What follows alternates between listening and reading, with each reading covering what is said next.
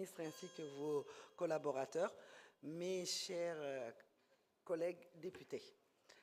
Alors moi, je suis devant vous aujourd'hui, fier de l'être, et je remercie déjà le ministre des Finances parce qu'on a passé du temps avec vous, on vous a posé beaucoup de questions auxquelles vous avez bien répondu.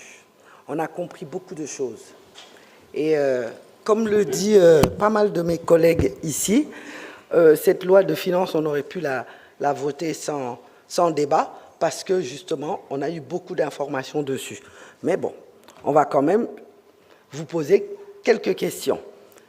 Moi, ma première question, c'est même pas une question en fait. Je réponds à des questions qui ont été soulevées ici par rapport à l'indemnisation des victimes des manifestations, parmi lesquelles il y a beaucoup de prisonniers.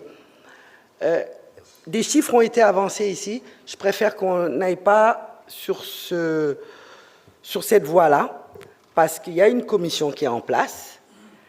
Elle est en train de travailler dessus. Jeudi, nous avons rendez-vous. On a une réunion et je pense qu'à partir de jeudi, on saura exactement qu'est-ce qui est alloué à qui. Et voilà, donc évitons cette chose-là. Maintenant, Monsieur le ministre, cette loi de finances, on va la voter, pas les yeux fermés, on va la voter parce qu'elle doit être votée. Pourquoi? Vous nous l'avez bien expliqué.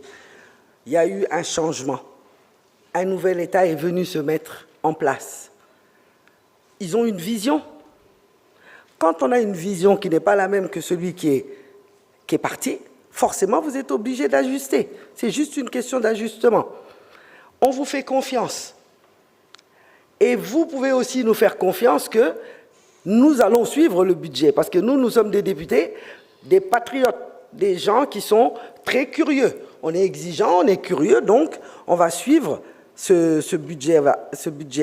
Hein, et à chaque fois que besoin se fera, on vous demandera de revenir ici pour nous expliquer des choses qu'on n'aurait pas vues, des choses qu'on attendait et qui ne sont pas arrivées. Une autre chose qui, moi, m'importe énormément, c'est par rapport, bon, un de nos collègues, mais je crois qu'il aime bien essayer de nous remuer en parlant des voitures, en parlant de choses que lui seul a soulevées. Parce que c'est lui qui a un problème, en fait. Quand il ne veut pas les voitures, c'est parce qu'il veut. Le contraire des voitures, c'est quoi? C'est le liquide. C'est ce qu'ils ont besoin parce que lui, paraît qu'il a au moins une dizaine de voitures. Donc, est-ce que lui, il a besoin aujourd'hui que l'Assemblée nationale lui donne une voiture? Mais bon, on va pas le suivre là-dessus. Je vais répondre à une de mes collègues qui a parlé en poulard. Parce que j'ai vu que souvent, il s'adresse à nos compatriotes sénégalais. On est tous des Sénégalais. Ici, il y en a parmi vous qui parlent sérère, d'autres djola, d'autres... Nous, on parle poulard. Moi, je parle poulard. Donc, je vais lui dire que quand ils font un clin d'œil à nos compatriotes poulards, c'est pour leur dire que Sondungu Djogori Arde Mitawetake, Yochedu Joku, c'est ça qu'ils veulent leur dire. Ils veulent que ceux qui étaient ici avant ne partent jamais, soient toujours là.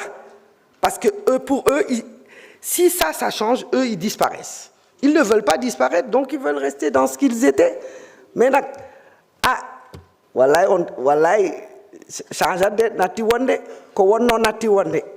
Dum il faut ngandon dum. Anani, kase gilam non, voilà, kase gilam, te bidandi konon continuer sendal. Donc je souhaite une bonne législature à tout le monde et une bonne sérénité parce qu'on a affaire à des hommes intègres. Le président de la République et le Premier ministre, ils sont intègres et ils sont déterminés. et leur projet, ils le mèneront à bout, à terme. Merci Ça, je beaucoup, honorable député Anta Dia. Donc, honorable député Safiatou